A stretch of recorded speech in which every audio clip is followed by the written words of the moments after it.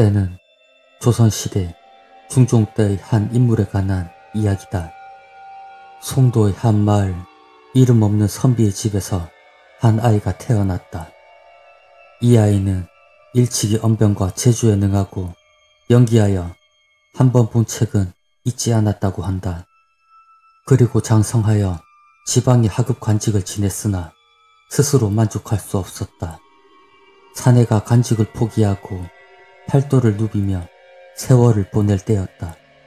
어느 날 한 사찰에서 공부를 하며 지내고 있을 때였다. 사찰에서 빚은 술이 없어지는 기이한 일이 일어났다. 하루는 사찰의 노승이 공부를 하는 그 사내를 불러 말을 하였다. 내 일이 있어 어디를 다녀와야겠다. 그간 이 항아리를 잘 지킬 수 있겠느냐? 노승은 술을 담은 항아리를 주며 말했다. 걱정하지 마시고 다녀오시지요. 며칠이 지났고 사내는 사찰에 온 노승을 마중하고 보관하고 있던 항아리를 내어주며 말했다. 말씀하신 대로 잘 보관하고 있었습니다. 노승이 항아리 속을 확인하니 그 안은 비어있어 찌꺼기만 남아있었고 노승은 노하며 호통을 쳤다. 내 이놈, 뻔뻔스럽구나. 이놈이 사실을 구할 기회를 주었건만 끝까지 나를 속인 셈이냐? 노승의 호통에 당황하며 말을 하였다.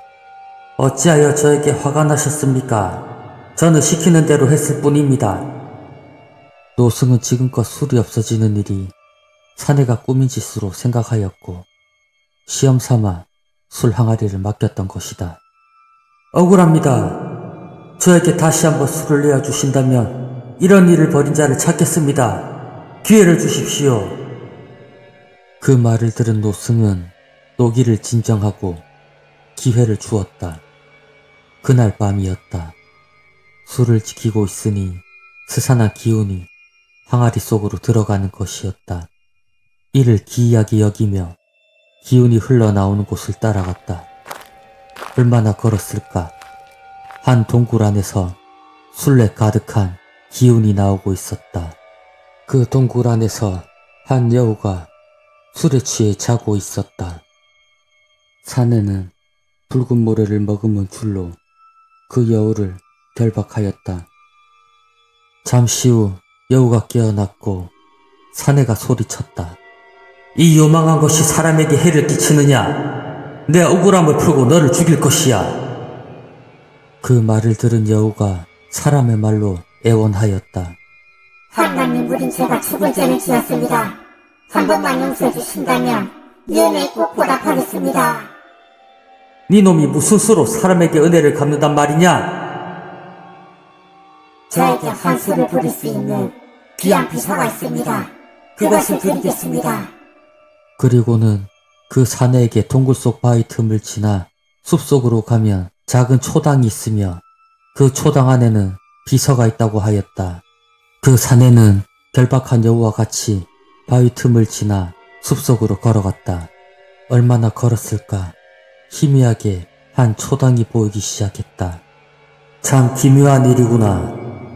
사내는 문을 열었다. 방 안에는 탁자가 있었고 그 위에는 신비스러운 기운이 흐르는 고서 한 권이 있었다.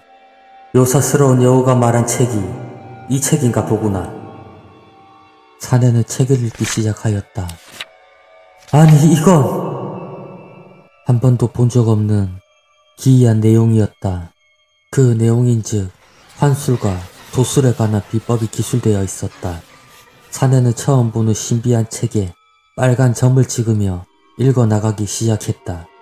한참을 읽던 도중 본가 여종이 다급하게 달려와 사내의 부친이 별세하였음을 알렸다. 사내는 경황이 없어 책을 두고 여종을 따라 나섰으나 이상한 느낌이 들어 여종을 불러 세웠다. 그 순간 앞서가는 여종의 모습이 안개처럼 사라졌다.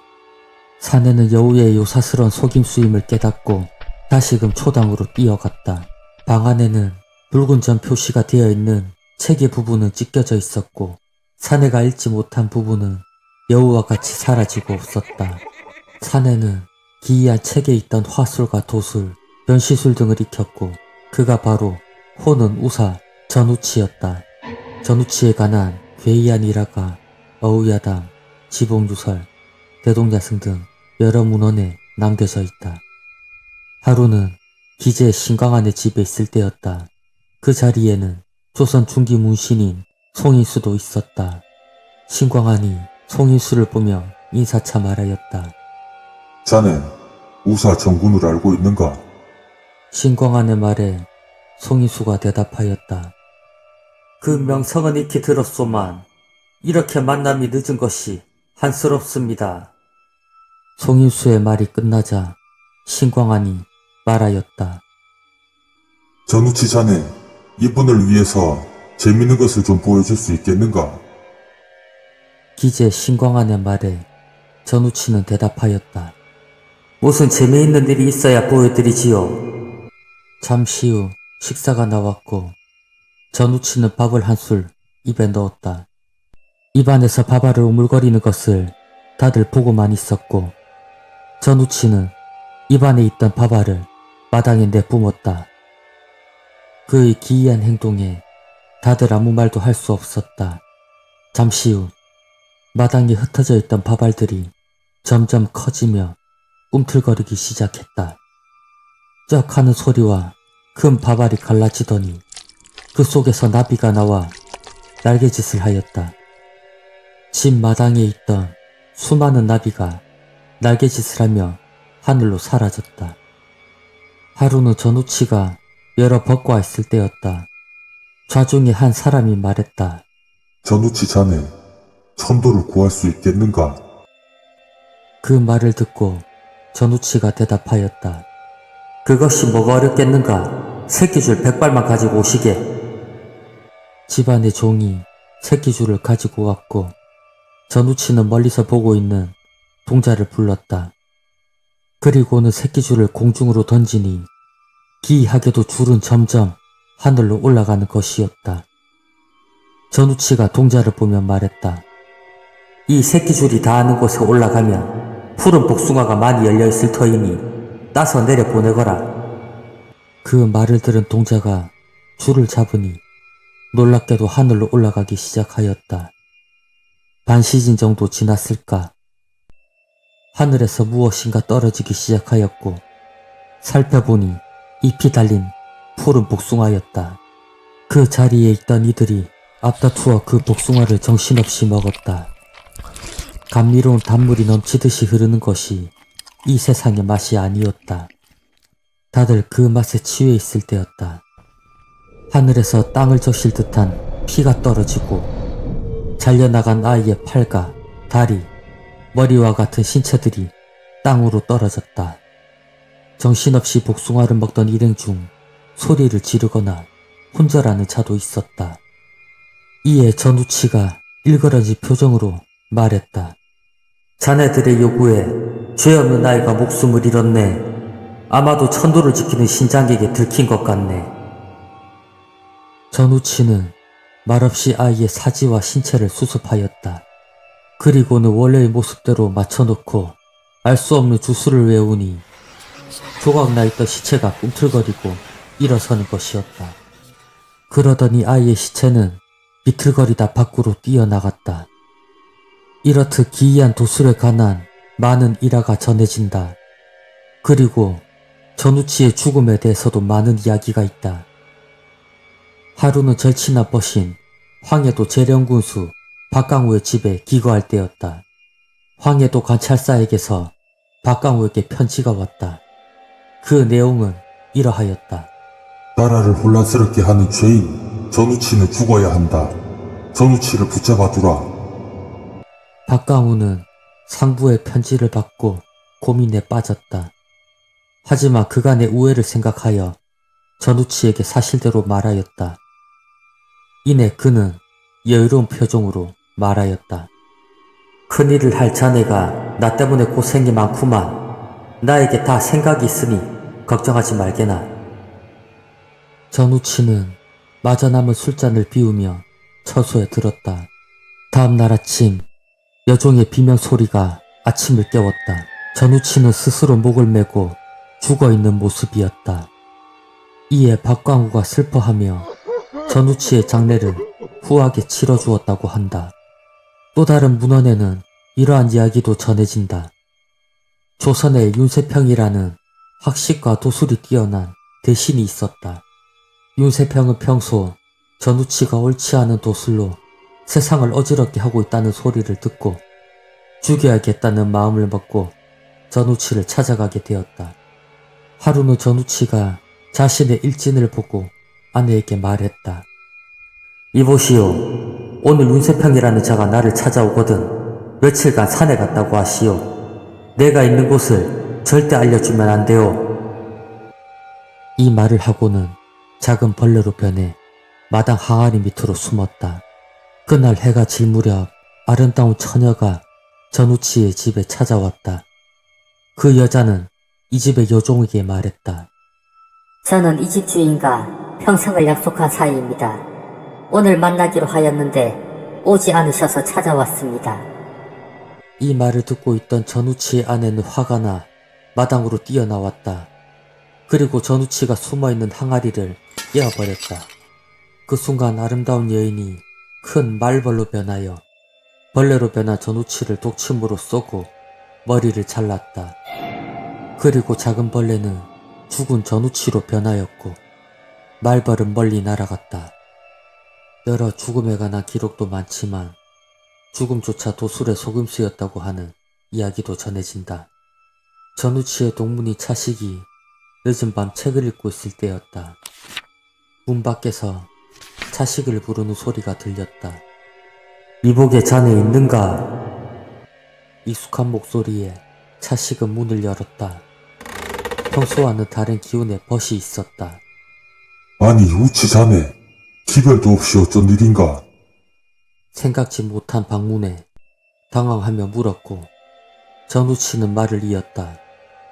내 근처를 지나는 길에 자네 생각이나 들렀네. 자네 책 좀 빌릴 수 있겠는가? 전우치는 차식에게 두공부 시집 일지를 빌려갔고 얼마 뒤 차식은 오래전에 전우치가 죽었다는 것을 알게 되었다고 한다. 그리고 한 야담에는 전우치가 옥살을 하여 태수가 전우치의 시신을 감매장하였다고 한다. 이틀 후 전우치의 식솔들이 이장을 하려 무덤을 파니 전우치의 시신이 없었다고 한다. 신비한 이야기는 이것만이 아니다. 중종 때 전우치는 기묘사화에 연루되어 도피 생활을 하던 도중 한 지방을 지나게 되었다고 한다. 길에서 잠시 휴식을 취하던 전우치는 자신이 지니고 다니던 지팡이를 땅에 꽂으며 말했다.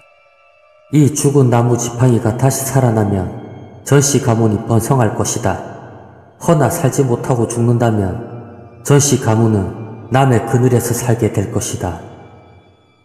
전우치가 땅에 꽂은 지팡이는 기묘하게도 나뭇잎이 자라며 점점 자라났다고 한다. 아직도 그곳에는 전우치 나무라 불리는 500년이 넘은 은행나무가 있다고 한다. 이토록 전우치의 이야기는 많은 야담으로 전해져 내려오고 있으며 아직까지 이러한 도술로 전우치가 살아있다고 믿는 사람들이 있다고 한다.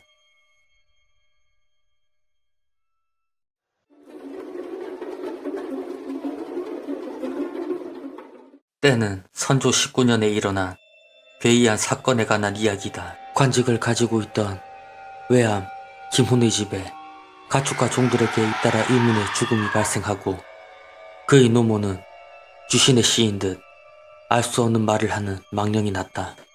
그리고 그의 아들 여물은 수많은 이혼들이 진료했음에도 차도가 없는 병에 걸려 누워있게 되었다.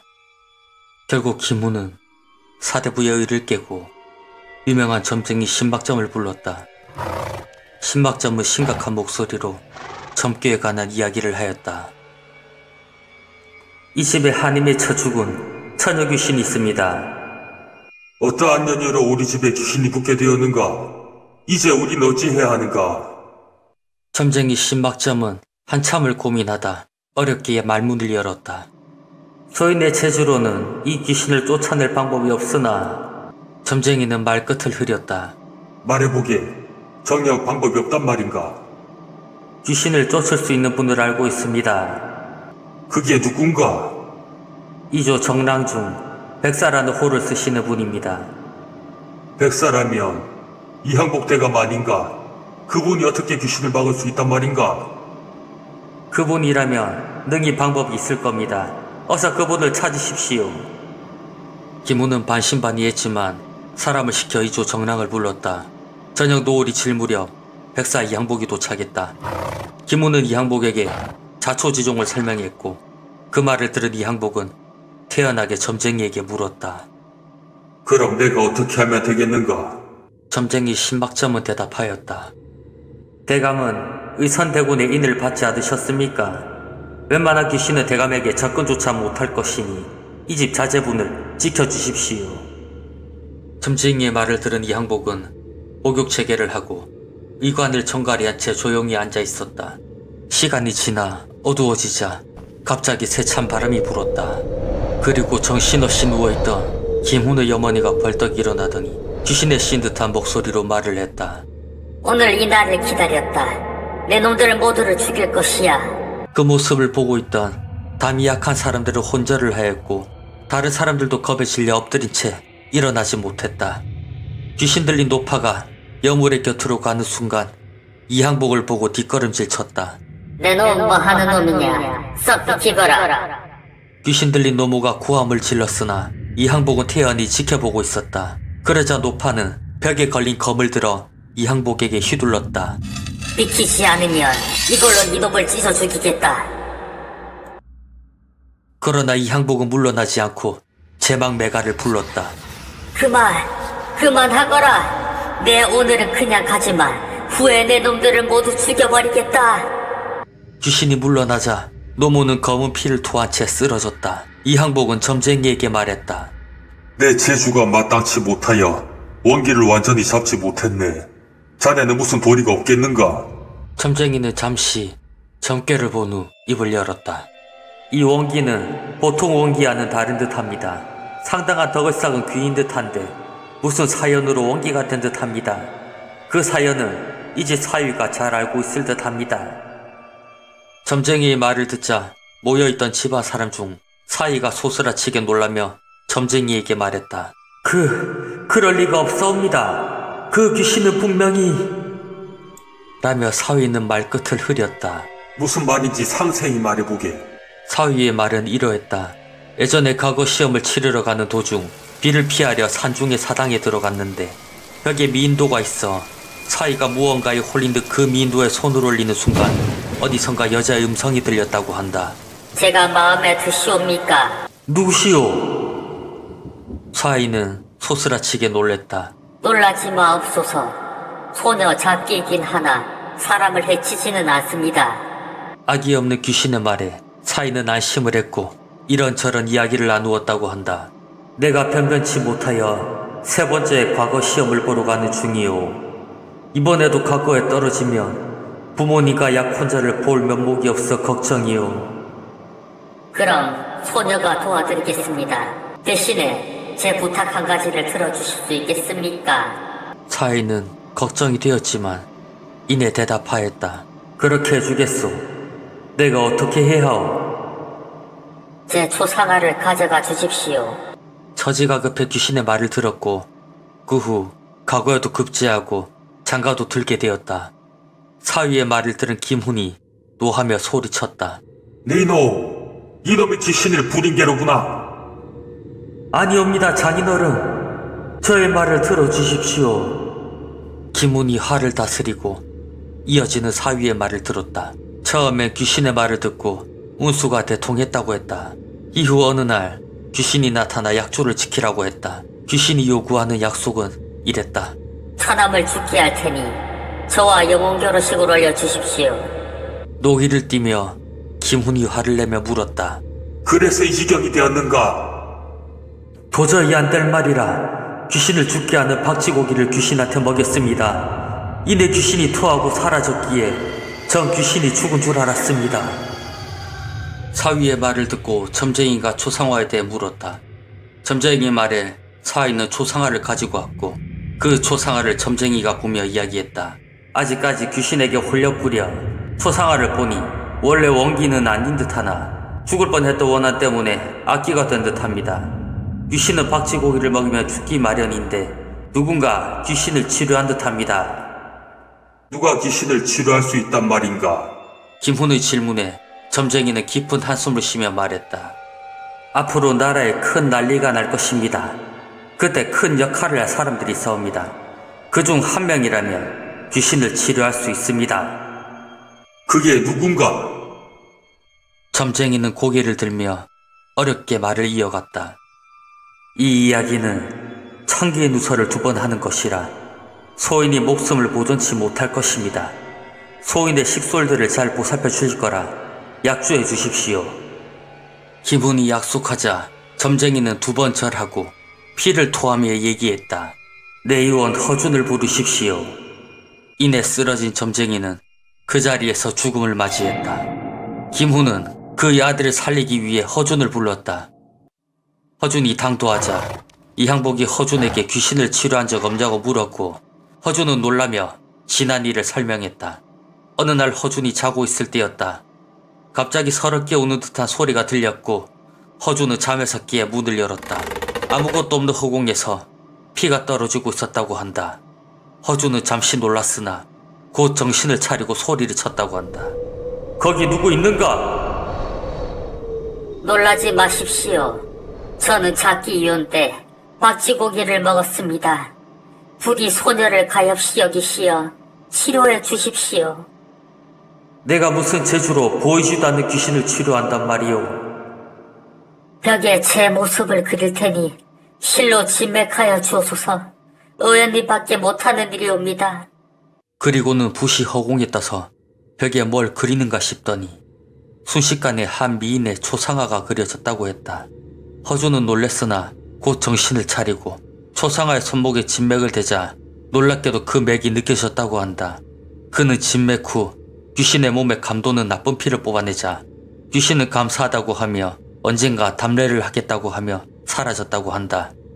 그 말이 끝나고 이항복이 허준에게 초상화를 건네주며 물었다. 이것이 그 귀신의 모습인가? 초상화를 본 허준이 고개를 끄덕이자 이항복이 말했다. 자네 치료는 의원으로선 훌륭하나 사람의 도리로선 잘못되었네. 벌써 죄 없는 사람만 죽어나가게 되었네. 이 귀신을 물리칠 수 있도록 도와주시게.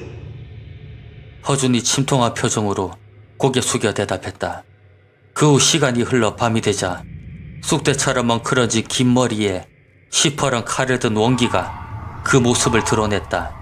눈은 뒤집혀지고 입안에서 원한에 찬 괴성이 흘러나왔다. 내 오늘은 너희들을 모조리 죽여주마. 귀신이 칼을 휘두르는 순간 허준이 소리쳤다. 그만두시게.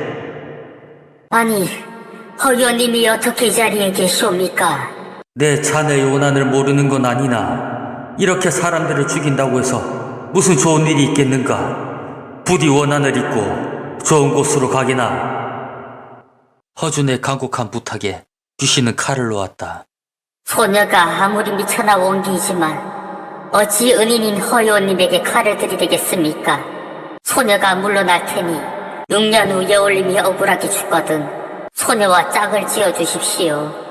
귀신은 절을 하고 사라졌다. 그 후 김연물은 의주 목사로 있다가 서인 정철의 당으로 몰려 파옥이 되었다. 그 후 임진왜란이 일어나자 신립의 부장으로 참전하였다가 죽음을 당하니 이항복이 그의 시신을 수습해서 그를 사모하던 귀신과 영혼 결혼식을 시켜주었다고 한다.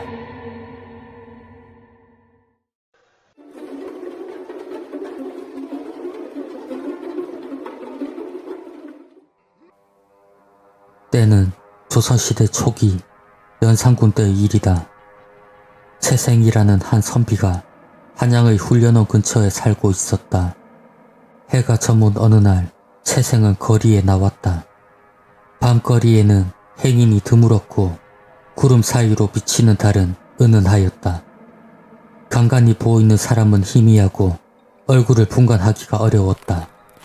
채생은 그것대로 훔치가 있어 거리를 걸었다. 달빛이 흐린 것도 아치가 있구나.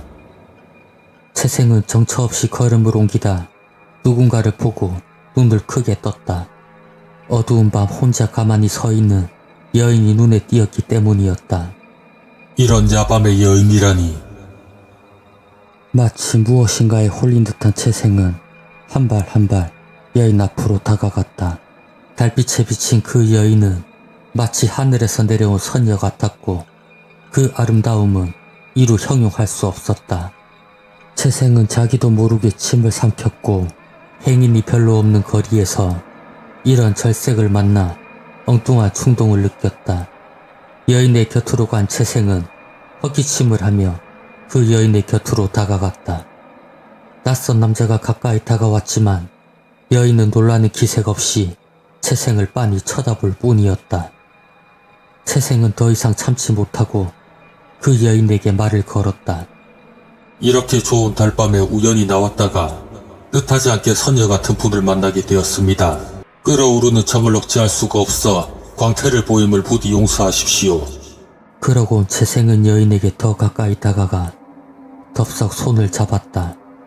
여인은 여전히 놀라지 않았고 하얀 얼굴에 붉은 홍조를 띠며 채생에게 말하였다. 어디에 누구시옵니까?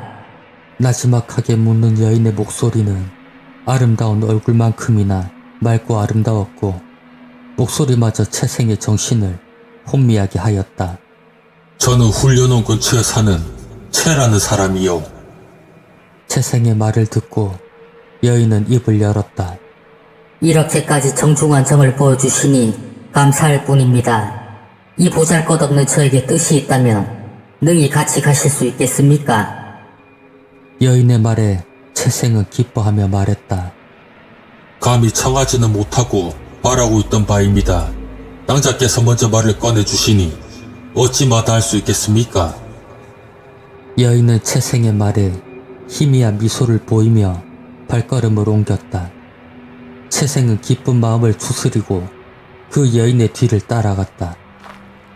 얼마 가지 않아 한 개울이 나왔고 그 개울을 건너니 처음 보는 하얀 담장의 큰 집이 보였다. 의리한 대문과 높이 치솟은 처마가 위압적이었다. 채생은 여인의 아름다움도 놀랐거니와 이러한 집에 살고 있다는 것에 또 한 번 놀라였다. 순간 채생은 의아한 생각이 들었다. 이렇게 큰 집이 가까운 곳에 있었다니. 여인은 대문을 열고 안으로 들어서며 멍하니 서 있는 채생에게 말했다. 여기서 잠시만 기다려 주시겠습니까? 채생이 고개를 끄덕여 보이자 그 여인은 대문을 닫고 안으로 들어가였다. 여인이 들어간 뒤 채생은 대문 앞을 서성이며 마음을 진정하기 위해 애를 썼다. 하지만 한참을 기다려도 대문은 열리지 않았고 귀를 기울여도 인기척조차 없었다. 허허, 여기까지 무사히 오기 위한 수단이었단 말인가? 이런 의심이 든 채생은 화가 나 발길을 돌렸다. 그 순간 대문이 열리더니 요정이 얼굴을 보이며 말했다. 나리, 아씨께서 기다리고 계십니다. 안으로 들어오십시오. 채생은 여종이 열어준 대문 안으로 들어갔다. 밖에서 보던 것과 다름없이 집안도 웅장하였고 마치 천상에 온 듯한 기분이 들었다. 여종은 채생을 집안 깊숙한 곳에 있는 방으로 안내하였다. 그 방 앞에선 아까 여인이 기다리고 있었다. 송구하옵니다. 밖에 너무 오래 서 계시게 했습니다. 안으로 드시지요. 방 안으로 들어간 채생은 주변을 살피며 자리에 앉았다.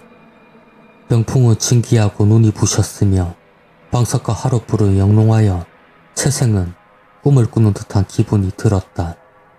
잠시 후 여종이 술상을 차려왔다. 그릇 또한 모두 옥으로 깎은 듯 하였고 담긴 음식들도 처음 보는 진귀한 산의 진미들이었다. 여인은 술을 따라 권하고 나서 서서히 입을 열었다. 이 몸은 팔자가 기박하여 어려서 부모를 잃고 출가도 못하여 유모를 의지하며 살아왔습니다. 오늘은 적적한 차에 거리에 잠시 나갔답니다. 달빛에 취해 걷던 중 함께 나갔던 유모를 잃고 당황하였습니다. 그러던 중에 마침 군자를 만나서 정중한 정을 듣게 되어 저도 모르게 법도를 어기게 되었습니다. 만일 군자께서 마다하지 않으신다면 오늘 밤 모시고자 합니다. 채생은 너무나 기뻐 말문이 막힐 지경이었다. 그저 고개를 끄덕이며 술잔을 기울였다. 채생은 꿈인지 생신지 분간도 되지 않는 그 속에서 술에 취해갔다. 밤이 더 깊어지자 여종이 들어와 채생의 두루마기와 갓을 벽에 걸었고 비단 금침을 깔고 촉대를 들고 나갔다. 그러자 여인이 채생에게 가까이 다가오며 말하였다. 나으리, 천하의 절색을 맞이하는 첫날 밤이었다. 채생은 길게 숨을 몰아쉬고 가느다란 여인의 허리를 휘어 감았다. 그리고 여인을 품에 안고 누웠다. 채생은 하늘에 오를 것 같은 기분이 들었고 여인에게 깊게 빠져들었다. 둘은 새벽이 다 되어 가도록 연연한 정을 나누었다.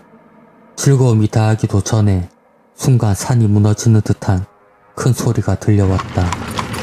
갑자기 들려오는 요란한 소리에 머리가 울렸고 눈을 뜨고 주변을 둘러본 채생은 너무나 기괴한 일에 정신이 들었다. 채생은 돌다리 밑에 개천에서 큰 돌을 베개 삼아 누워 있었고 다 썩어 흐느적거리는 거적을 뒤집어 쓰고 있었다. 개천은 썩어서 고약한 냄새가 코를 찌르고 몸의 반은 시궁창물에 젖어 있었다. 두루마기와 갓은 돌다리의 기둥 틈에 걸려 있었고 벌써 아침에는 뜨기 시작한 뒤였다. 아침이 되어 장작을 실은 말수레가 돌다리 위를 지나고 있었다. 돌다리 위를 말수레가 지나느라 덜커덩거리는 소리가 요란하였고 그 소리에 놀라 정신이 들어 눈을 뜬 것이었다. 채생은 기겁하며 일어섰다. 아니 이게 무슨 일인가? 내 귀신에 홀렸단 말인가? 채생은 허둥지둥 옷을 챙기며 미친 사람같이 뛰어 달아났다. 그 후 여러 날이 지나 뒤에야 겨우 정신이 든 채생은 또 그런 홀림을 받을까 겁이 났고 의원을 찾아가 침을 맞기도 하고 무당을 불러 구슬하기도 하였다. 그러나 그 여인은 다시는 채생 앞에 나타나지 않았다고 한다. 채생이 홀려서 누워있던 돌다리 밑은 지금은 복개된 개천이었고 그 다리의 이름은 태평교라고 한다.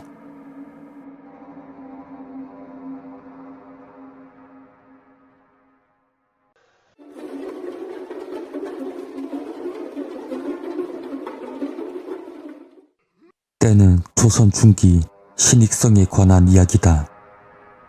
신익성이라는 자는 12세 때 선조의 딸 정수공주와 혼인하여 동양위에 봉해졌고 그는 오이도 총부도 총관의 벼슬을 지냈다. 신익성은 성품과 기운이 호쾌하고 시원스러웠으며 그의 외모는 검고 진한 눈썹과 넓은 미간으로 강직함이 보였고 길고 큰 코, 날카롭고 시원한 눈매와 아름다운 수염 등에서 밝고 강한 기운이 느껴졌다. 그러하여 많은 사람들이 바라보고 그를 경외하였다. 신익성은 부마가 되었다 하여 그 행동을 조심하거나 하는 법이 없었다. 그러기에 여자 관계에 있어서도 부인이 정수공주를 꺼려하는 법 없이 마음에 들면 아무나 데려다 첩으로 삼곤 하였다. 하루는 거리에서 아름다운 한 여인을 보게 되었다. 신익성은 그 여인의 미모에 감탄하였고 걸음을 옮길 수 없었다. 저런 미색을 보고 그냥 지나친다면 어찌 장부를 할 수 있겠는가? 신익성은 여인의 뒷모습을 보곤 혼잣말을 하였고 그 여인의 뒤를 따라갔다. 여인은 얼마를 가다 길가의 한 집으로 들어갔고 신익성은 그를 눈여겨보고 돌아왔다. 집으로 돌아온 그는 집안의 신복을 불렀다.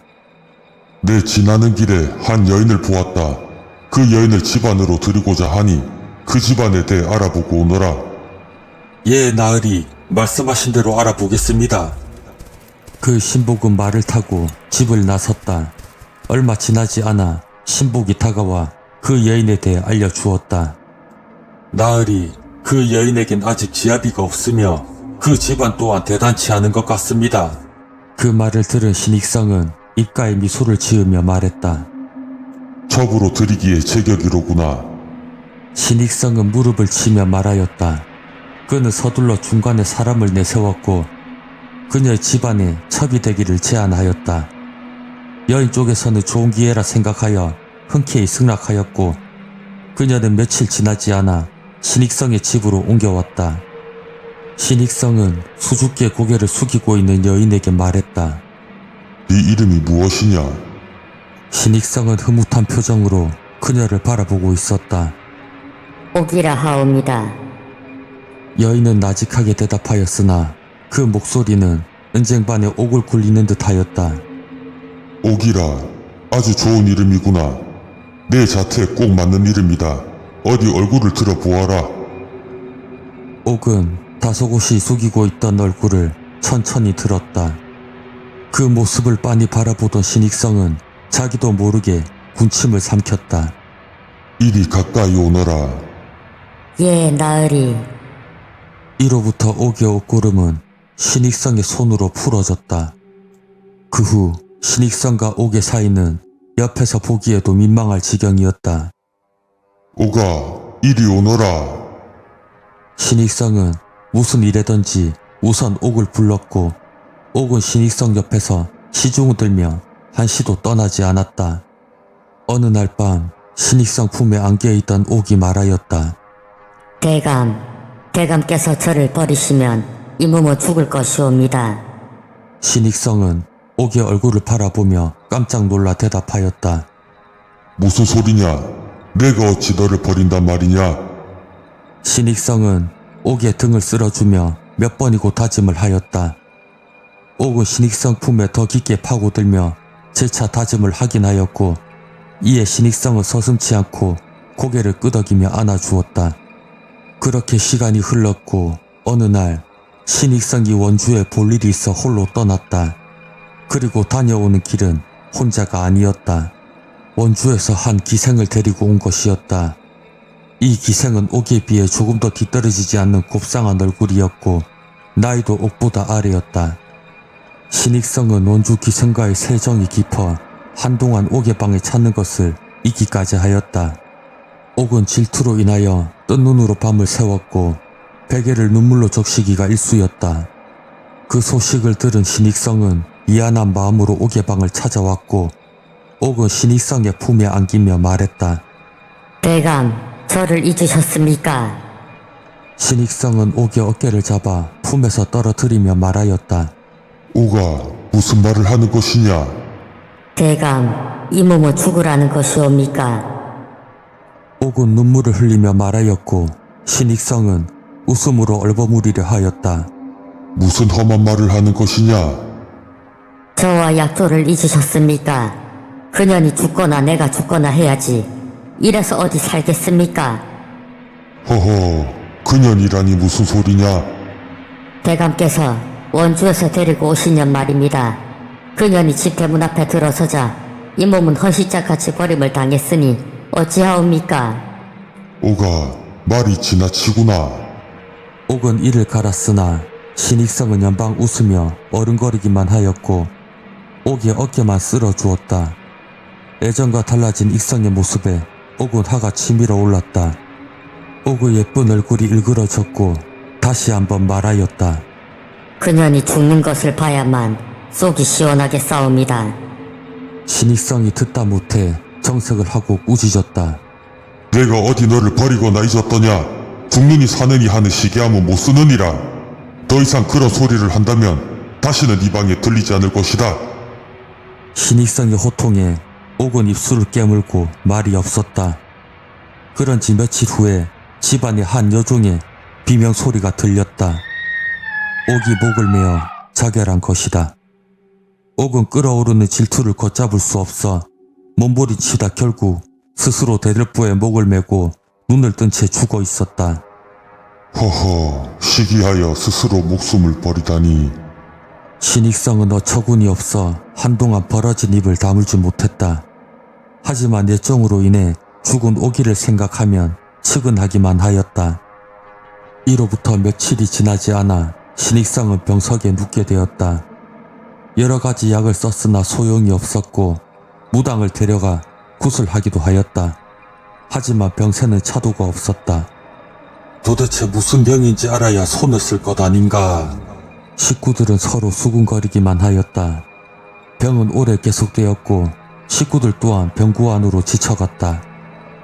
그러하다 보니 옆을 지키고 있다 물을 달라며 떠다 주고 일어나고 싶다면 일으켜주는 등 시중을 드는 것이 고작이었다. 병이 워낙 오래 계속되다 보니 옆방에서 대기하고 있던 식구들은 꾸벅꾸벅 졸기 시작하였다. 졸다가 문득 인기차게 눈을 뜬 식구들은 귀를 기울였다. 신익성이 누워있는 방에서 들려오는 말소리였다. 대감, 그래 오가. 역시 오기 네가 제일이다.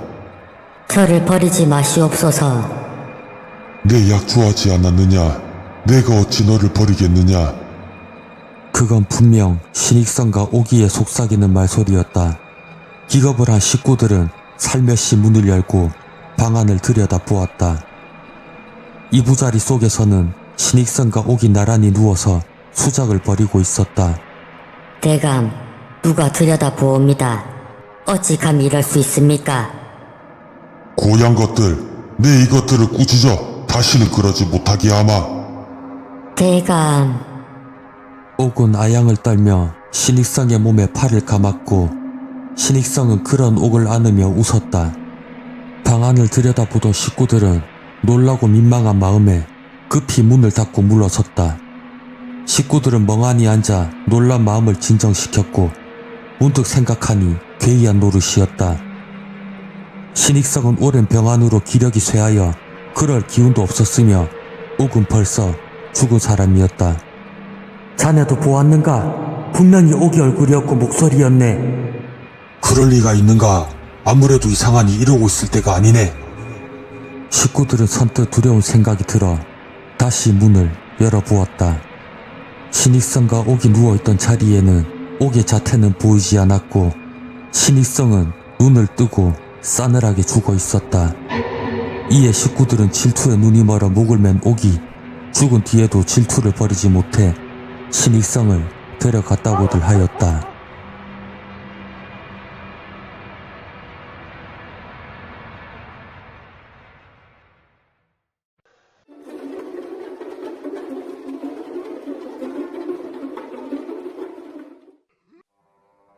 때는 조선시대 중종 때의 성세창에 관한 이야기다.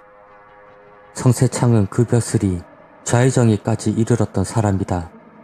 이 이야기는 성세창이 젊었을 때의 일이다.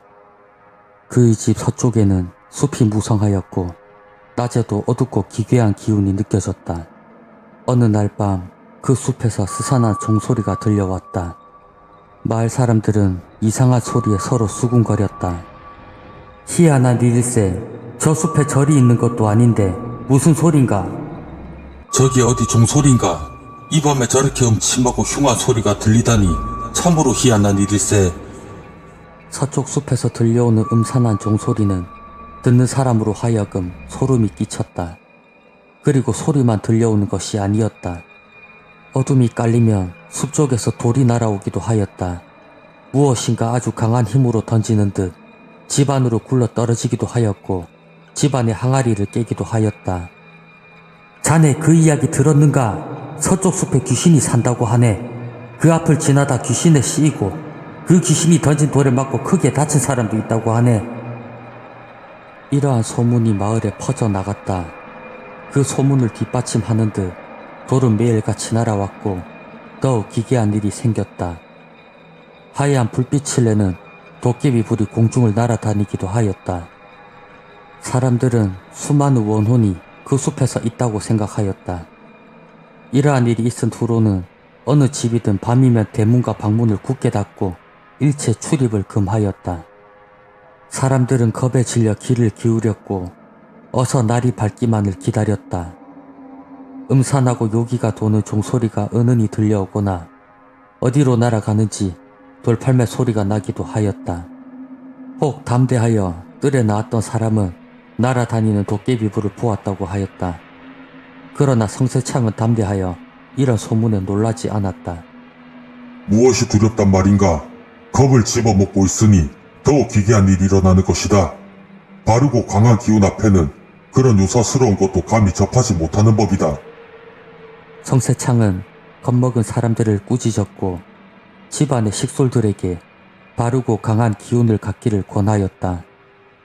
그러나 온 식구가 다 그렇게 강하고 담대한 기운을 가질 수는 없었고 문단속이나 경계가 소홀해졌을 따름이었다. 이런 중에 성세창의 집에 더욱 기괴한 일이 생기고야 말았다. 보름달이기는 하였으나 검은 구름장에 가려 어두워진 밤이었다. 야밤에 뒷간을 가려던 성세창 집안의 여종은 질겁을 하였다. 아무것도 보이는 것은 없었으나 여종의 앞을 가로막는 것에 걸음이 멈춰졌고 어깨가 짓눌리는 듯 하였다. 그 순간 온몸에 소름이 끼친 여종은 급히 방으로 뛰어가려 하였으나 그것도 불가능하였다. 여종은 보이지 않는 힘으로 인해 마당에 쓰러졌다. 여종은 고함을 질렀고 집안 식구들은 잠이 깨어 방문을 열었다. 여종은 무엇에 짓눌리는 듯 일어날 수 없었고 팔다리를 움직일 수도 없었다. 더구나 치맛자락은 제멋대로 걷어 올라갔다. 누구신지는 모르겠으나 살려주십시오. 여종은 고함을 쳤으나 다음에는 무엇이 입을 틀어막았는지 고함을 칠 수도 없었다. 식구들은 방문을 조금 열고 고개를 내밀기는 하였으나 겁이 나서 쉽게 뛰어나오지 못했다. 잠시 후 구름이 걷히고 달빛이 비치자 기괴한 모습이 보였다. 여종이 마당 한가운데 쓰러져 있었다.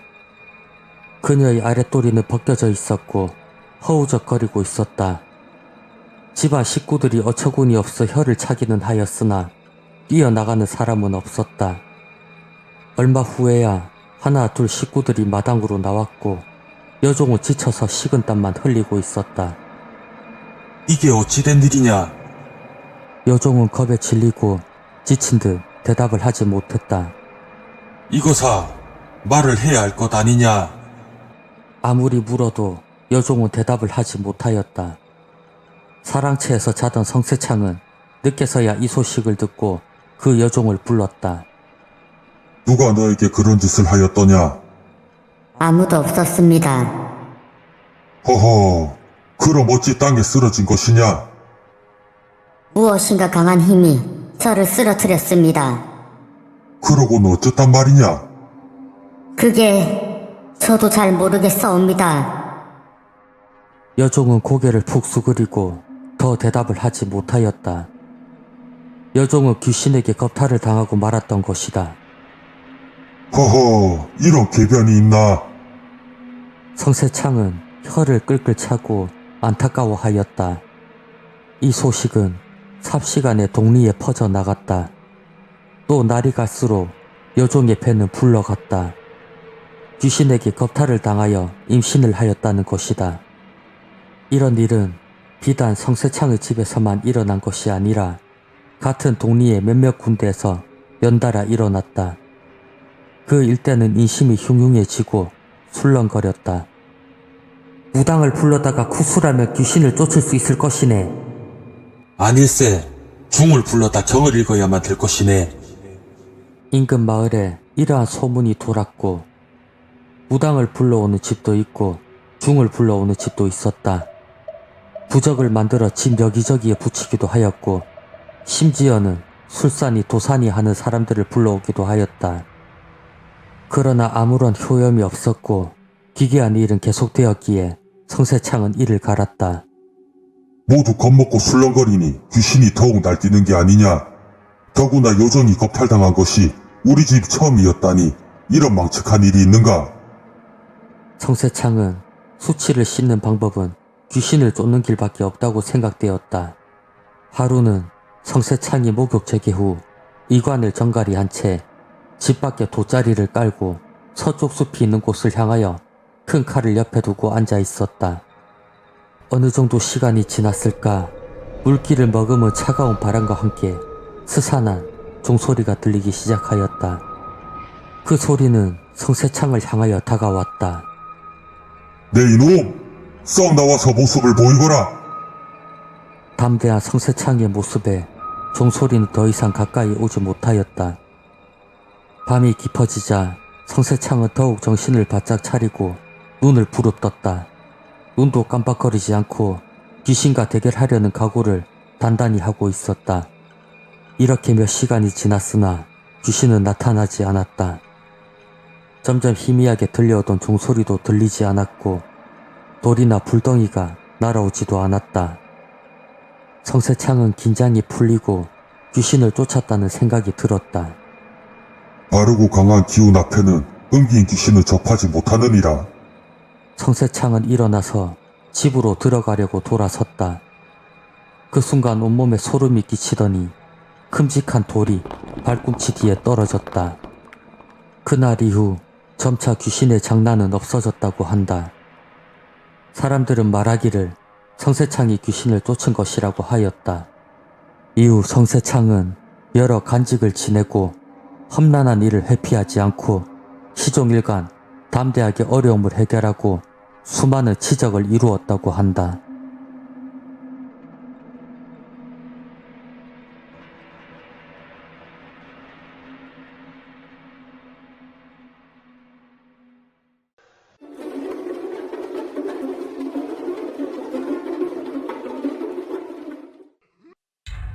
때는 숙종의 제위기간에 있었던 일이다. 전국 팔도를 다니며 소금을 파는 소금 장수가 있었다. 하루는 다른 고을로 이동을 하는 도중 산에서 길을 잃어버렸다. 산짐승 소리에 소금 장수는 겁이 나기 시작했다. 이대로 산속에 머무를 수가 없던 소금 장수는 인가를 찾기 위해 말을 더욱 재촉하였다. 어두운 산길을 헤매다 저 멀리 희미하게 보이는 초가집을 발견하고 그 집으로 향했다. 이 산중에 집이라니 이상하구나. 스산한 기분이 들었지만 안전하게 밤을 보낼 수 있다는 안도감에 깊은 생각을 할 수가 없었다. 지나가는 나그네인데 여기 누구 계시오? 인기척이 느껴지지 않았다. 소금 장수는 이내 다시금 말했다. 누구 안 계시오? 문이 열리며 한 처녀가 나왔다. 이신지요? 지나가는 장사꾼이오만 산에서 길을 잃어 하루 신세 좀 지어도 되겠습니까? 그는 하룻밤 쉬어갈 것을 간곡히 청하였다. 여기는 저 혼자 기거하는 집입니다. 괜찮으시다면 들어오시지요. 이 산중에 여자 혼자 사는 것이 이상하였지만 이것저것 가릴 처지가 아니었기에 소금 장수는 집 안으로 들어갔다. 마당으로 들어와서 말을 묶고 소금 가마니를 내려놓으며 집안 여기저기를 살펴보았지만 사람이 사는 기운이 느껴지지 않았다. 소금 장수는 지게에 묶여있는 바가지로 소금을 퍼서 처녀에게 주며 말했다. 늦은 시간에 불쑥 찾아와 죄송합니다. 제가 드릴 것이라고 소금뿐이라 염치 없지만 요기거리 좀 부탁해도 되겠습니까? 소금 장수의 말을 듣고 처녀가 말했다. 이 집에선 밥을 주지 않습니다. 하지만 오늘은 저의 제삿날이라 저를 따라오시면 요기를 하실 수 있을 것입니다. 자신의 제삿날이라니 소금 장수는 오싹한 기분이 들었지만 앞서 집 밖을 나가는 처녀의 뒤를 따라갔다. 어느 정도 걸었을까 처녀와 소금 장수는 큰 기와집 앞에 도착했다. 대문은 열려 있었고 큰 집인데도 사람 한 명 보이지 않았다. 처녀를 따라 어느 방으로 들어갔다. 그 방 안에는 값비싼 재물과 수많은 진수성찬이 차려져 있었다. 이 음식으로 식사를 하시면 됩니다. 너무 허기졌던 소금 장수는 음식을 허겁지겁 먹기 시작했고 처녀는 소금 장수에게 술도 따라 주었다. 그렇게 정신없이 밥을 먹고 있을 때 처녀가 입을 열었다. 음식이 입맛에 맞으십니까? 이렇게 맛있는 음식은 생전 처음입니다. 하룻밤 신세 지는 것도 감사한데 죄송한 마음까지 듭니다. 처녀가 그 말을 듣고 말했다. 괜찮으시다면 제가 부탁 하나 드려도 괜찮으시겠습니까? 처녀의 말에 소금 장수가 대답하였다. 내 무슨 부탁인지는 모르겠지만 들어드리겠소. 아까 제가 있던 집에 땅 밑을 파주십시오. 처녀는 이 말을 하고는 일어섰다. 그리고 어딘가를 가리켰고 거기에 한 남자가 있었다. 저는 저 사람이 너무 무서워 더 이상 여기 있을 수가 없습니다. 부디 약속하신 제 부탁을 들어주십시오. 그 말을 남기고 처녀는 방을 나갔다. 소금 장수는 지금껏 보이지 않던 여러 사람들에게 둘러싸인 자신의 상황을 알 수가 있었다. 자네는 누구길래 남의 제사상에서 이런 무례한 짓을 하는 것인가?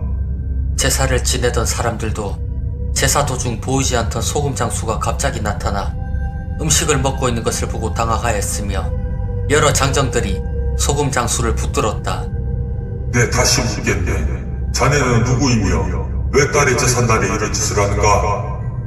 이 집의 주인으로 보이는 한 남자가 엄청난 노기로 호통을 쳤다.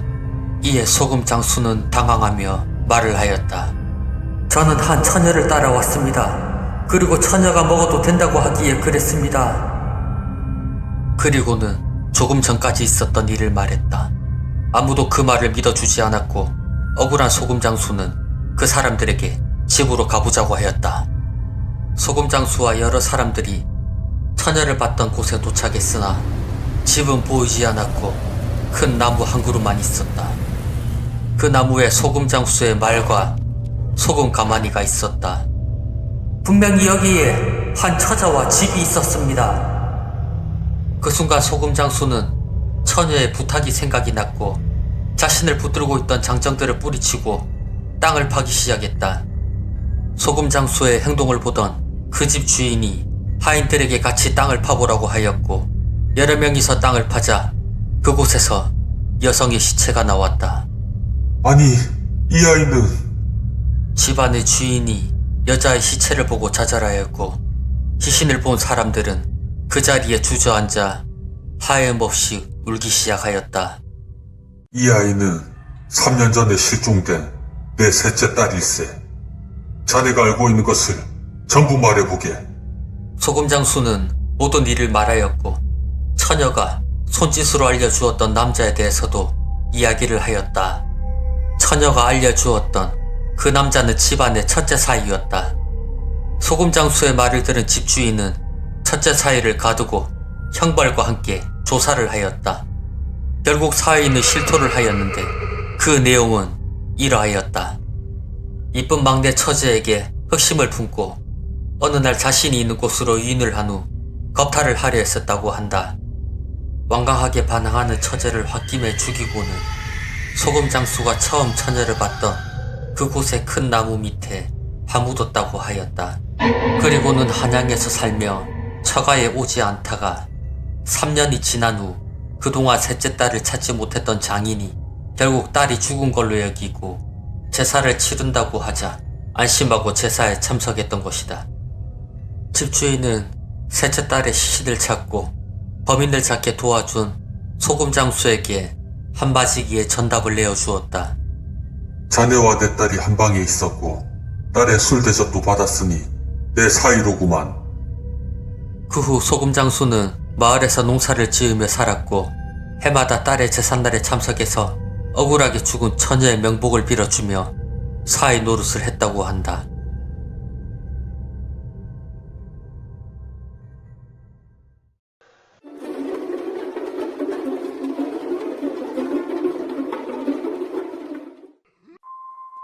때는 조선시대 때 이야기로 허적이 경상도 관찰사로 있을 때 일어난 이야기다. 허적은 조선 중기의 문신으로 영의정의 자리에 올랐던 사람이다. 허적이 경상도 관찰사가 되어 한 고을의 사정을 살피며 다닐 때였다. 그 고을의 수령은 엄연한 객사가 있음에도 불구하고 아흔을 치우고 관찰사 허적을 거기에 묵게 자리를 마련하였다. 이를 기이하게 생각한 허적은 물었다. 객사는 어찌 버려두고 쓰지 않는 겐가? 객사가 있기는 하오나 언제부턴가 그 객사에서 괴이한 울음소리가 들리고 머무는 사람들이 번번이 죽어나간다고 합니다. 그러기에 쓰지 않고 있습니다. 이 말을 들은 허적은 버려진 객사를 보고만 있을 수 없어 문제를 해결하고자 하였다. 그런 요사스러운 소문 때문에 객사를 버려두다니 말도 안 되는 소리지 않은가. 난 오늘 그곳에서 쉴까 하니 그리 준비하거라.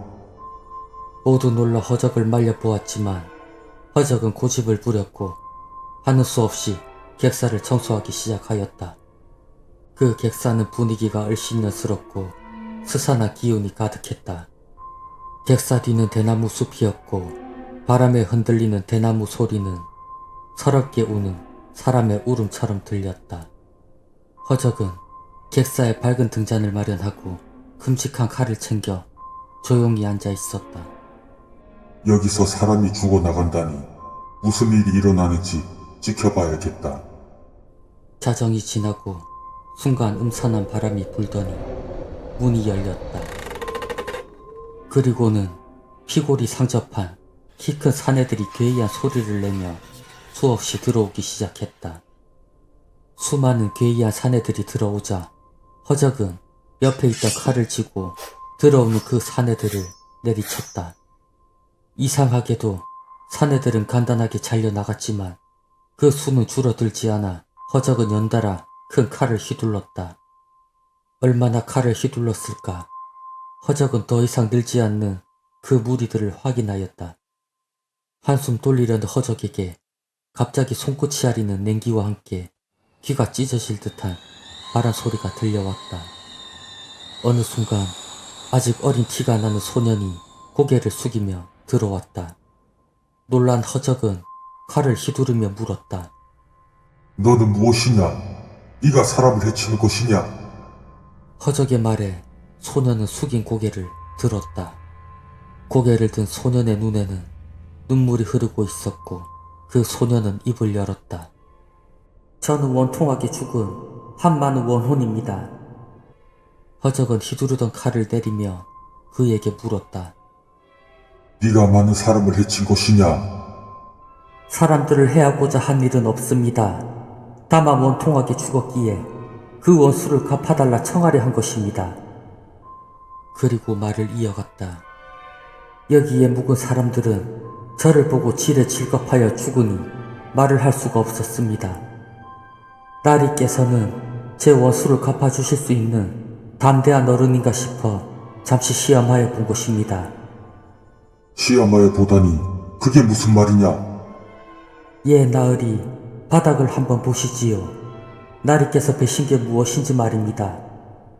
허적은 바닥을 살펴보았고 바닥에는 오래된 대나무가 잘려 있었다. 이게 어찌 된 일이냐? 난 분명 요괴들을 배웠다. 허적의 말을 듣고 원혼이 대답하였다. 그것은 오래된 대나무입니다. 오래된 대나무로 도수를 부릴 수가 있습니다. 그리하여 이것들을 시켜 사람들 앞에 나타나게 하니 다들 죽어나갔기에 저의 한은 더 깊어져 갔습니다. 허나 오늘 이렇게 담대한 나리를 만나다니 다행입니다. 그렇다고 이렇게 무고한 사람들을 해한 것이냐? 너의 원한이 얼마나 깊은지 한번 말해보거라. 허적은 이 어린 것이 무엇 때문에 원통하게 죽게 되었는지를 물었다. 그 원혼의 말은 이러하였다. 16세 소가에 합격한 소년이 우연히 이곳을 지나다 한 기생을 알게 되었다고 한다. 그리고 그 기생에 빠져 같이 보내는 시간이 많아지게 되었다. 하루는 소년이 기생에게 말했다. 나와 같이 갑시다. 평생 같이 있고 싶소. 그 기생에게는 기둥서방이 있었지만 소년을 따라 나서기로 하였다. 보름달이 뜨는 날 자정에 만나 떠나기로 약속을 하였고 그날 밤이었다. 어디를 가는 곳이냐? 기생의 기둥서방이 물었다. 잠시 볼 일이 있어 다녀오겠습니다.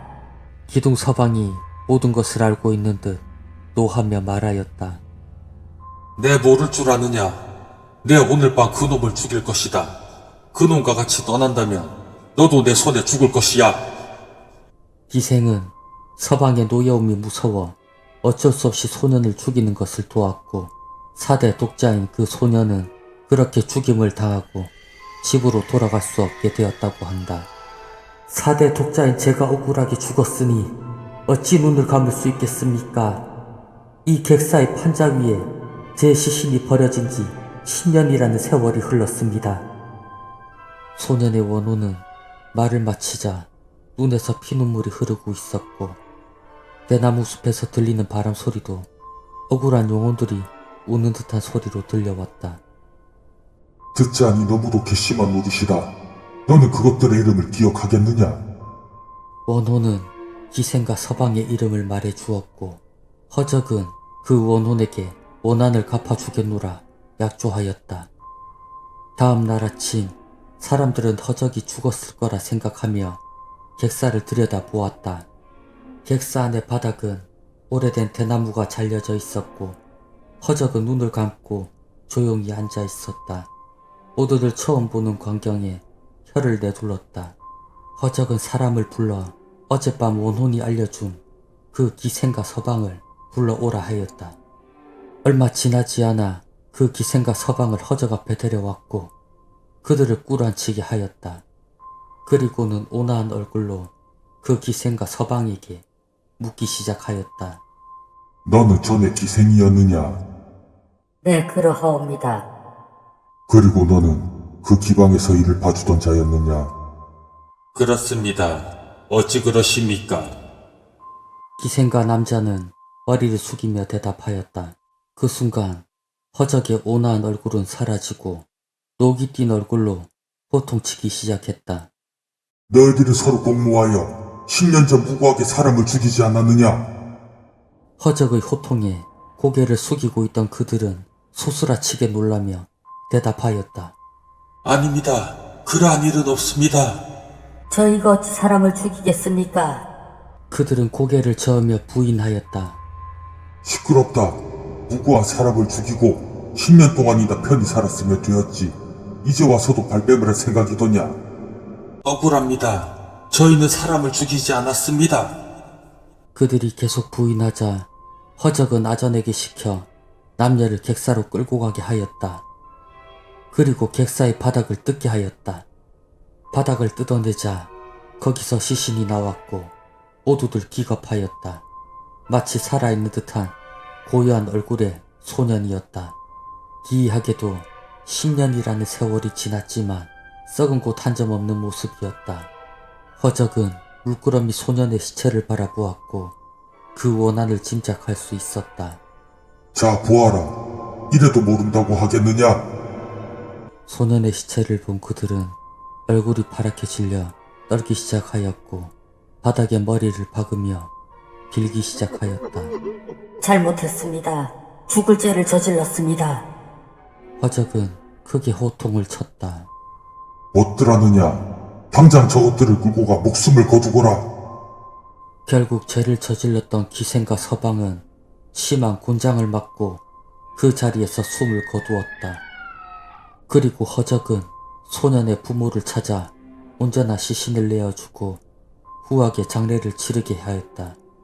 이후로 객사에서는 괴이한 일이 생기지 않았고 객사 뒤 대나무 숲에는 서글프게 우는 소리가 들리지 않았다고 한다.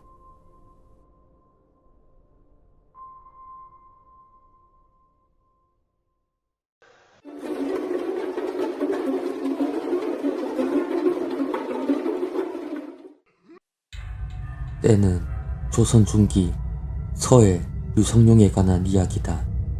본가는 풍산이며 자는 이연, 호는 서해로 임진왜란에 전국 군대를 지휘하여 수많은 공을 세우고 영의정의 자리까지 오른 사람이다. 서해는 문관이었지만 무에도 조예가 깊었으며 화기제조와 성곽의 축조에도 뛰어났다고 한다. 유서의 성룡은 안동에 살았다. 그는 사세의 글을 깨우쳤고 한번 본 것은 잊지 않을 만큼 영특하여 조선의 천재라고 불렸다. 그에게는 숙부가 있었는데 사람됨이 어리석고 무식하여 그 집안에서는 모두 그를 치숙이라고 불렀다. 그러던 어느 날 치숙이 서해를 찾아와 조용히 말하였다. 내 자네에게 긴히 할 말이 있으니 조용할 시간이 있거든. 꼭 나를 부르게나.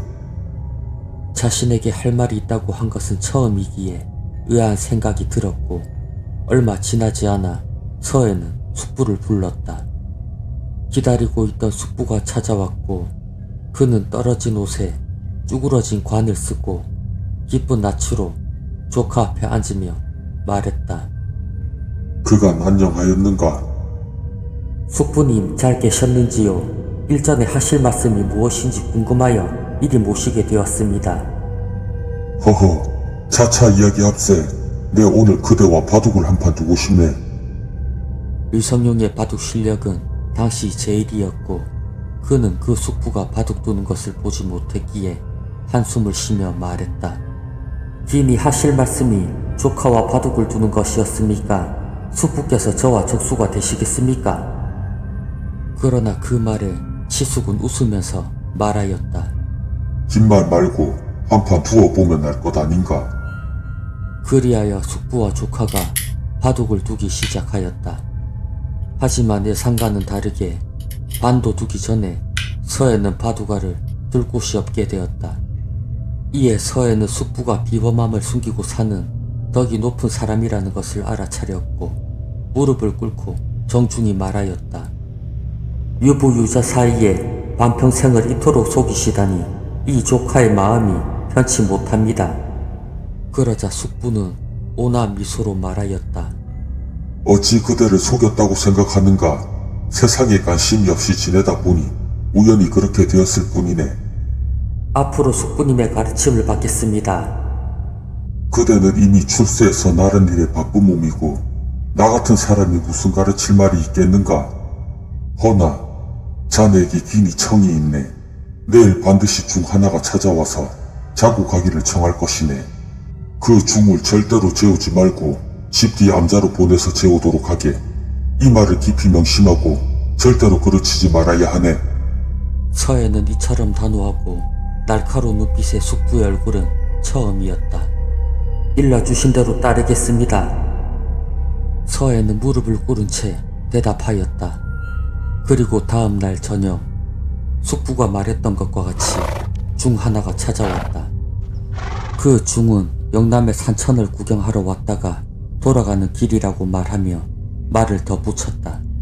대감의 맑은 턱과 높은 이름이 당대 제일이란 말을 듣고 잠시 뵙고자 왔사옵니다. 허나 오늘은 해가 이미 저물었사오니 해가 되지 않는다면 하룻밤 신세를 져도 괜찮겠습니까? 서해는 숙부에게 들은 말이 생각이 났고 그의 말대로 집에서 재우지 않고 뒷산의 암자로 중을 보내었다. 오늘은 마침 집안에 일이 있어 외간 사람을 재울 수가 없네. 집 뒤 산속에 있는 암자에서 쉬어가도록 하시게. 중은 하인을 따라 집 뒤 암자로 가였고 그 암자에는 숙부가 거사 차림으로 여종과 함께 중을 맞이하였다. 어디서 오시는 존사이시기에 이렇게 누추한 곳까지 오시게 되었습니까? 누추하다니요. 그저 떠도는 별 볼 일 없는 중이옵니다. 오늘 하룻밤만 신세를 지겠습니다. 이렇게 말하곤 중은 합장하여 답하고 여종이 안내하는 방으로 들어가 자리를 잡고 앉았다. 잠시 후 숙부는 정갈하게 저녁밥을 갖추어 그 중에게 대접하였다. 그리고 술 한 병을 가져와 따라주며 말했다. 귀한 손님에게만 대접하는 술입니다. 진귀한 술이니 사양 마시고 드시지요. 진귀한 술이란 말에 중은 잔을 받았다. 그 술은 향은 아름답고 맛은 맑고 기이하였다. 그 중은 취하는 줄 모르고 계속 마시게 되었고 얼마나 마셨을까. 중은 갑자기 정신을 잃고 쓰러졌다. 밤이 깊어진 후 중은 가슴에 답답함을 느끼고 눈을 떴다. 그 중의 배 위에는 서해의 숙부가 앉아 있었다. 그의 손에는 날카로운 비수가 들려 있었고 한 손은 중의 가슴을 누르고 있었다. 이게 무슨 짓이오? 숙부는 중의 배 위에 앉아서 눈을 부릅뜨고 말하였다. 천한 중놈이 어찌 이런 생각을 한 것이냐. 내 놈이 바다를 건너 이 땅에 오르던 날 이미 내 놈이 올 것을 알았거늘 어찌 나를 속이려 드는 것이냐?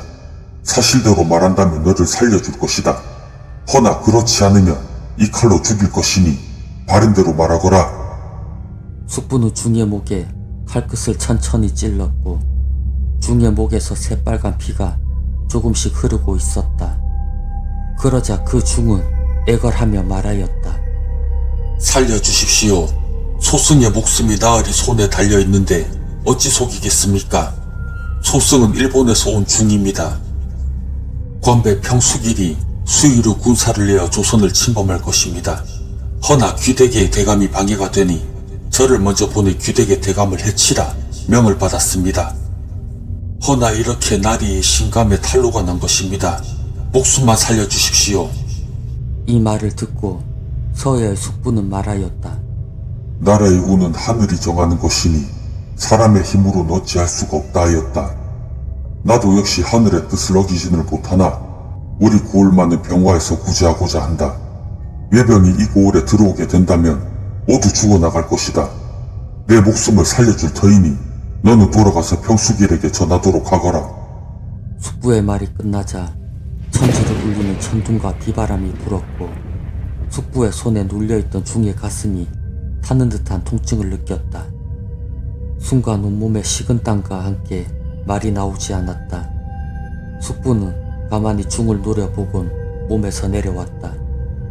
중은 그저서야 가쁜 숨을 내쉬며 머리를 조아리고 말했다. 말씀대로 하겠습니다, 나리. 중은 급히 일어나 재빨리 그 지방을 떠났고 그는 돌아가서 형수길에게 그 일을 알렸다. 조선에 건너가거든 명남의 안동의 한 고을에는 가까이 가지도 못하도록 하였다. 그리하여 임지왜란에 안동의 한 고을은 편안히 지낼 수 있었다고 한다. 그리고 안동 지명의 유래는 이러하다. 옛 후백제를 세운 견훤이 후군이 다한 신라의 경혜왕을 자결케 하고 왕비를 욕보이는 일이 있었다. 이에 태조왕건은 군사를 일으켜 신라를 도우러 가였으나 아끼는 장수를 잃고 겨우 목숨을 부지하고 도망가였다. 그 후 고려태조 12년 견훤은 수많은 군사를 이끌고 고창 인근의 풍산과 의성 등 여러 지역을 함락하며 진격하였다. 10년 전 견훤에게 크게 패한 왕건은 다시 군사를 이끌고 고창으로 향하였다. 당시 신라 고창의 성주였던 김선평과 권행, 장길은 비참하게 죽은 경혜왕의 원수를 갚고자 왕건에게 투항하여 왕건을 도왔다. 그리고 견훤은 고창 전투에서 크게 패하였다. 왕건은 이에 크게 기뻐하여 고창군을 안동부로 승격하였으며 성주인 김선평과 권행, 장길에게 큰 벼슬과 안동 김씨, 안동 권씨, 안동 장씨의 성을 하사하였다고 한다. 안동은 동쪽을 편안하게 한 곳이라는 뜻으로 태조 왕건이 정한 지명이라고 한다.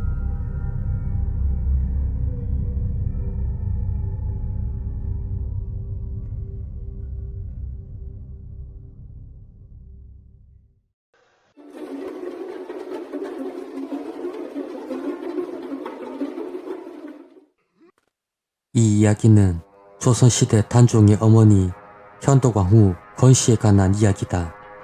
권씨는 세종 13년 10살 때 대궐로 들어와 세자를 모시게 되었다. 이때 희빈 김씨가 세자빈이었으나 희빈 김씨는 요상한 주술을 신봉하여 이해할 수 없는 기행을 저지르다 2년 만에 배출되었다. 그리하여 현덕왕후 권씨가 세자빈의 자리에 오르게 되었다. 세자빈이 된 권씨는 병의 공주를 낳았고 세종 23년 아들을 낳았다. 그 아들이 바로 단종이었다. 하지만 권씨는 단종을 낳은 후 3일 만에 상고로 24세 나이로 세상을 떠나게 되었다. 이후 세종이 세상을 떠나 문종이 왕위를 이었고 문종이 왕으로 즉위한 뒤 권씨는 현덕왕후로 추봉이 되었으며 현덕왕후의 무덤은 안산에 묻혔고 소릉이라 일컬었다. 이후 문종이 세상을 떠나자 어린 나이에 단종이 왕위에 올랐다. 그러나 단종이 숙부인 수양대군에게 왕위를 빼앗겼다. 그리고 그는 조선의 7대 왕인 세조가 되었다. 이에 격분한 성산문과 여러 이들이 들고 일어나 정권을 바로잡으려다 결국 죽음을 맞이하였다. 세조는 이에 현덕왕후의 동생이 권자신과 그 어머니도 관련이 있다 하여 죽이라 명하였고, 이미 죽은 지 오래된 현덕왕후의 아버지는 그 지위를 서인으로 만들었다. 그 다음에 어느 날 세조는 갑자기 몰려오는 졸음을 참지 못하여 잠시 졸았고, 꿈에는 현덕왕후가 나와 세조를 노려보고 있었다. 세조는 심한 가위에 눌리다 꿈에서 깨어났고 온몸을 식은 땀으로 젖어 있었다. 참으로 고향 꿈이구나. 세조는 꿈에 나온 현덕왕후에게 보복할 생각으로 왕후의 능을 없애고자 하였다. 그날 밤부터 현덕왕후가 묻혀있는 소릉에 서는 여인의 곡소리가 구슬프게 들려왔다. 사람들은 등골이 서늘하여 서로 모여 속닥였고 여인의 곡소리는 더욱 크게 들렸다. 내 집을 허무려고 하니 장차 누구를 의지한단 말이냐. 이렇게 푸념하며 흐느껴 오는 곡성은 밤이 새도록 들려왔다. 며칠 되지 않아 세조가 보낸 무리들이 현덕왕후의 소릉을 파헤치기 시작하였다. 능을 파헤치고 간을 끌어내려 하니 꿈쩍도 하지 않았다. 아니, 이렇게 무거울 수가 있는가? 예산 일이 아닐세. 움직이지 않는 관을 두고 무리들은 공론 끝에 정중히 죄를 지냈고 다시 관을 끌어내니 이번에는 순순히 나왔다. 하지만 관을 사나흘이나 아무렇게나 버려두었다가 물가로 옮겨가 아무렇게나 흙을 덮어버렸다. 그리고 파헤쳐진 능의 나무나 석재를 범하는 자가 있으면 아무리 화창한 날이라도 천둥이 치며 갑자기 폭우가 쏟아지곤 하였다. 사람만이 아니라 소나 말이 능 주변에 들어가 석재를 밟아도 천둥이 울리고 비가 쏟아졌다. 망자라도 얼마나 원통하겠는가. 그러니 이런 궤변이 있을 수밖에. 통곡을 해도 시원치 않을 노릇이지.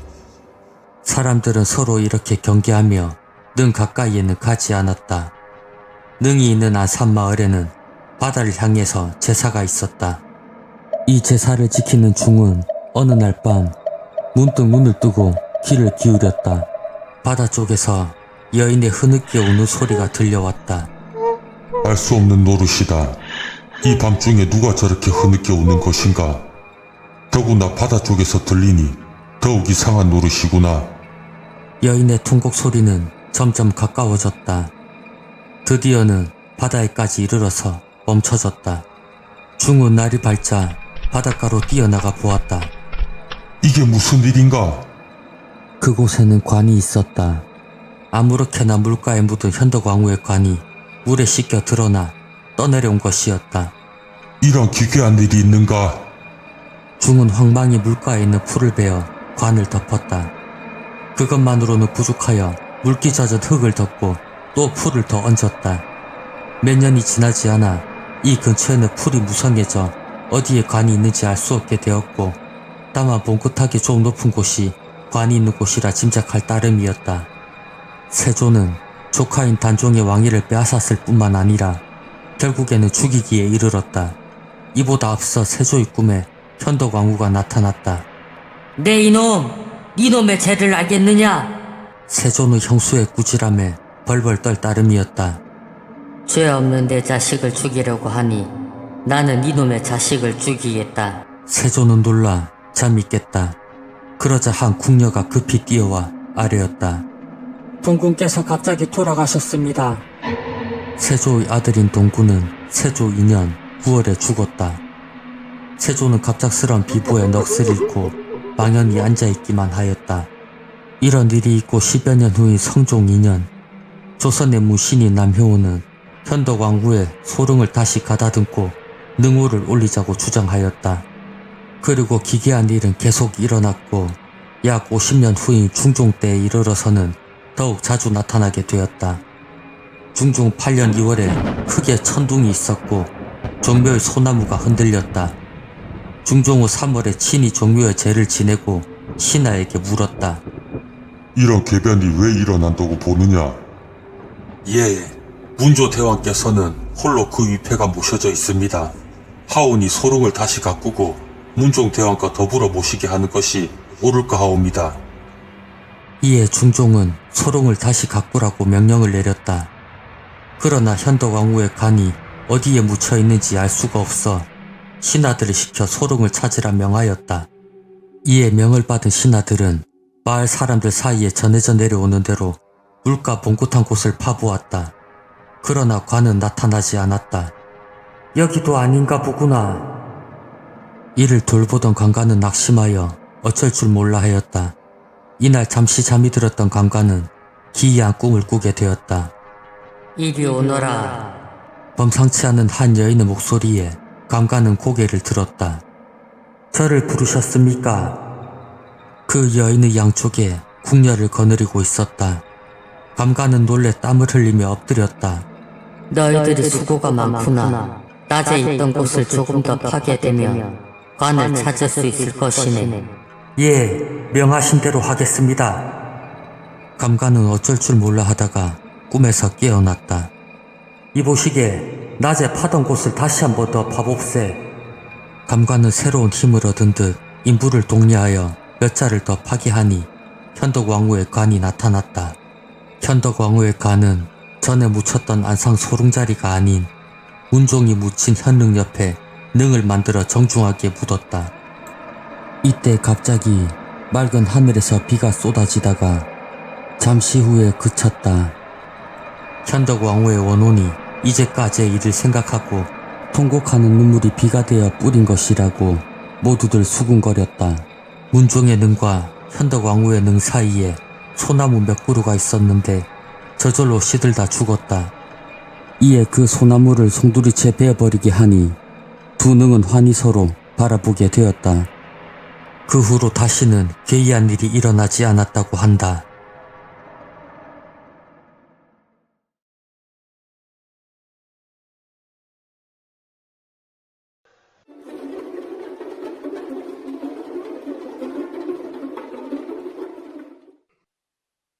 이 이야기는 조선시대 청파극담에 있는 야담이다. 서울 동대문 안쪽에 화성군에 집이 있었다. 그 집 앞에는 큰 회나무가 있어 그늘을 들이었고 그 마을의 명물이었다. 그 앞을 지나는 사람들은 걸음을 멈추고 회나무를 쳐다보기도 하고 그 밑에서 쉬었다 가기도 하였다. 화성군의 사위는 처가에서 기거를 하고 있었다. 어느 날 화성군의 사위가 늦은 밤 집으로 돌아오는 길이었다. 활을 쏘고 우회를 닦는 사청 앞을 지날 때였다. 무심코 지나치려던 사위는 늦은 밤이었음에도 수많은 사람들의 소리를 듣고 놀라서 바라보았다. 사청 위와 그 앞길에 수많은 사람들이 있었다. 활을 쏘아 제주를 겨루는 사람, 말을 달리며 창과 활을 쏘는 사람, 격구를 하는 사람들이 있었다. 그 많은 사람들은 하나같이 눈빛은 매섭고 행동이 거칠었으나 엄연한 기운이 느껴지는 기괴한 모습이었다. 이거 참 기이한 모습이구나. 감탄하며 바라보던 사위는 문득 이상한 생각이 들었다. 이렇게 깊은 밤 무술 연습을 하다니 도무지 알 수 없는 일이구나. 사위는 다른 길로 돌아가자니 시간이 더욱 지체될 듯하여 고민에 빠졌다. 길을 막고 소란을 떠는 것은 저 사람들의 잘못이니 사정에서 길을 내어주려 해야겠다. 이렇게 마음먹은 사위는 걸음을 옮겼다. 순간 스산한 기운이 느껴져 주위를 살펴보니 그 무리 중 한 사람이 사위를 노려보고 있었다. 사위는 당황하며 말을 하였다. 저는 길을 지나가려는 사람입니다. 화성군의 사위는 공손히 말하였으나 그는 대답이 없었고 살기가 가득한 눈빛으로 사위를 노려보았다. 갈 길은 급하고 밤은 깊어 부득이 지나가는 것이니 언짢게 생각하지 마십시오. 여전히 대답은 돌아오지 않았고 사위는 그것으로 변명이 된 줄 알고 지나가려고 하였다. 그 순간 누군가 사위의 목덜미를 힘껏 잡아당겼다. 하늘을 울리는 호령이었고 화성군의 사위는 정신이 아찔해졌다. 이놈, 감히 어디를 지나가려는 것이냐? 사위를 잡은 사람은 녹이 가득한 호통을 쳤고 그 옆에 있던 무리들도 덩달아 소리치며 말했다. 무례함이구나. 단단히 버릇을 고쳐놔야겠다. 정체를 알 수 없는 장정들이 달려들어 화성군의 사위를 결박하였다. 이유 없이 당하는 사위는 반항하였다. 이보시오. 길을 지나가려는 것이 무엇이 잘못이오. 혹여 잘못되었다 하더라도 이렇게 욕보이는 경우가 어디 있단 말이오. 사위의 말을 들은 사내가 소리쳤다. 이놈이! 그 말이 떨어지자 무서운 사내들은 사위를 죽일 듯이 달려들었고 사위를 때리기 시작하였다. 화성군의 사위는 고통과 무서움으로 애걸하기 시작했다. 제가 모두 잘못하였으니 목숨만 살려주십시오. 그러나 그 무리는 듣지 않고 여전히 사위를 죽일 듯이 때렸고 정체 모를 사람들은 몰려들어 구경을 하였다. 활 쏘던 사람, 말 타던 사람 할 것 없이 둘러서서 구경을 하였고 제각기 한마디씩 하며 돌을 던지고 잡아당기며 사위를 엿보기 시작하였다. 그놈을 갈기갈기 찢어주어라. 이놈 버릇을 단단히 고쳐줘야겠구나. 화성군의 사위는 심한 매질로 인해 혼절할 지경에 이르렀다. 이대로 가다가는 죽음을 당하겠구나 싶었고 그런 중에도 연방 살려달라 애걸하였다. 이놈들 당장 그만하지 못할까? 갑자기 많은 사람들 중에서 키가 큰 한 남자가 앞으로 나왔다. 그리고는 매질하는 사람들을 던져버리며 호랑이 같은 얼굴로 사내들을 노려보았다. 네 이놈들 이분이 누군지 알고 이런 짓을 한단 말이냐? 내 주인이 되는 어른이거늘 감히 이 지경에 이르게 한단 말이냐? 사위를 둘러싸고 있던 사내들이 주춤하였다. 너희들이 정녕 이 몸에 갈기갈기 찢겨봐야 물러날 것이냐? 키 큰 사나이가 호령을 하자 모두들 멈칫 고개를 숙이며 하나 둘 사라지기 시작하였다. 사나이는 결박을 풀었고 사위는 온몸에 힘이 빠져 그 자리에 쓰러졌다. 어서 일어나십시오. 집으로 가셔야지요. 고맙소이다. 정체 모를 사나이의 말에 사위는 안심하며 대답하였다. 화성군의 사위는 사나이의 부축을 받고서야 겨우 일어섰다. 이런 데서 머물거릴 게 아니라 어서 가셔야 합니다. 괴이한 사내들에게 말했던 그 말투와는 달리 사위에게는 한결 부드러워진 목소리였다. 키 큰 사나이는 사위를 부축하고 걷기 시작하였다. 사위는 사창 앞을 멀리 지나가게 되자 안도감과 기이한 생각이 들었고 그 사내에게 말을 하였다. 그곳에서 저를 살려주셔서 감사합니다. 그런데 모를 일이 있소이다. 사나이는 사위를 보며 대답하였다. 무엇이 궁금하십니까? 아까 날 주인이라 하였는데 그게 무슨 뜻이요? 사위의 말에 키 큰 사나이가 대답하였다. 아실 때가 있을 것입니다. 키 큰 사나이는 더 말하지 않았다. 화성군의 사위는 화제를 바꾸며 말했다. 아까 그 사내들은 웬 사람들이요? 밤에 그렇게 많은 사람들이 모여서 무술을 닦는 것은 지금껏 본 적이 없소이다. 사위의 말이 끝나자 사나이는 대답하였다. 그것도 아실 때가 있을 것입니다. 사위로서는 더 물을 수가 없었다. 사나이는 갈 곳을 잘 아는 듯 흥인문 쪽으로 길을 잡았다. 어느덧 집 가까이 오자 키 큰 사나이는 부축하였던 팔을 놓았다. 이제 다 오셨으니 어서 들어가십시오. 사위는 집으로 왔다는 안도감에 대답하였다. 저를 구해주고 또 이렇게까지 바래다 주니 참으로 고마운 일이요. 사위는 성치 못한 몸을 이끌고 비틀거리며 혼자 걸어서 대문 앞까지 이르렀다. 그는 문득 은인의 이름도 묻지 않았다는 생각이 들어 뒤돌아보았다. 키 큰 사나이는 천천히 이곳으로 다가오더니 해나무 옆에 이르자 호련히 자태를 감추고 말았다. 화성군의 사위는 기이한 현상에 아픈 몸을 이끌고 해나무가 서 있는 곳까지 걸어갔다. 그러나 그 키 큰 사나이는 어디로 갔는지 보이지 않았다. 내가 무엇에 홀렸단 말인가? 그렇지 않다면 어느 신선이 도사가 나를 구해준 것인가? 후에 알려진 바로는 사청 앞에 무술을 닦고 있었던 그 수많은 사내들은 전장에서 죽은 사내들의 혼백이었다고 한다.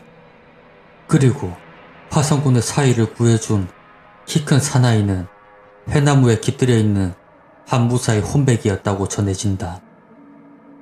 화성군의 사위를 구해주었던 해나무 귀신은 여러 민담에 전해져 내려오는 소목이 아니었을까.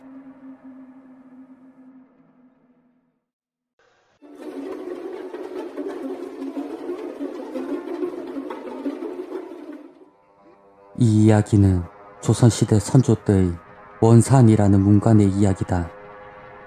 그 집안에는 남씨성을 가진 형수가 있었지만 병으로 인하여 일찍이 세상을 달리하였다. 원사안의 누이 동생 원씨는 아직 시집을 가지 않고 있었다. 어느 날 갑작스럽게 누이 동생이 원인 모를 병에 앓아눕게 되었다. 유명한 의원과 무당들이 다녀갔음에도 차도 없이 병석에 누워있었다. 하루는 정신없이 누워있던 누이 원씨가 자리에서 일어나더니 알 수 없는 말을 하며 소리를 질렀다. 집안의 종의 말을 들은 원사한 형제가 누이에게 갔다. 이보시게 누이, 정신이 좀 들었는가? 나는 너의 형수인 남씨다. 너의 누이 동생의 홀령은 저기에 있다. 누이는 창 사이에 빈 곳을 가리키며 말하였다. 괴이하게도 누이의 목소리와 행동거지가 모두 남씨였다. 오라비를 알아보겠는가? 정신을 좀 차려보시게. 원사하는 재차 누이를 불러보았지만 그의 누이는 알 수 없는 행동만 할 뿐이었다. 하루는 그 고을의 유명한 무당을 불렀다. 그 무당은 누이를 한참을 바라보더니 말을 하였다. 저의 재주로는 어쩔 도리가 없습니다. 집안에 기가 들어온 듯하니 다른 용한 무당을 찾아보십시오. 그 말을 남기고는 무당은 집을 떠났다. 그리고 차도 없이 귀신 들린 누이의 상태는 더욱 악화되었다. 그 혼이 떠나가기도 하고 들어오기도 했다. 혼이 떠나가면 드러누워 고통에 신음하며 누워있었고 혼이 들어오면 일어나 용모를 바로잡고 남씨의 말을 하였다. 이렇게 된 지 1년여가 지나자 원씨의 정신과 기운은 날로 상해 구제할 수 없을 지경에 이르렀다. 원주는 원씨 집안의 본관으로 오래된 장원이 있었다. 원씨 일가는 그 딸을 이끌고 원주로 돌아가 귀신을 피하고자 하였다. 허나 귀신 또한 그들을 따라와 원씨를 더욱 못살게 굳는 것이었다. 하루는 귀신 들린 누이가 고을을 나가 논일 때였다. 수염과 눈썹이 하얗게 센 장부가 집 안으로 들어왔다. 어르신은 누구신지요? 저 집안에 무슨 볼일이라도 있으십니까? 신비한 기운이 느껴지는 풍채가 좋은 장부가 말을 하였다. 나는 너희 집안의 선조이니라. 내 자손이 귀신에 씌였다는 말을 듣고 너에게 좋은 처방을 알려주러 왔다.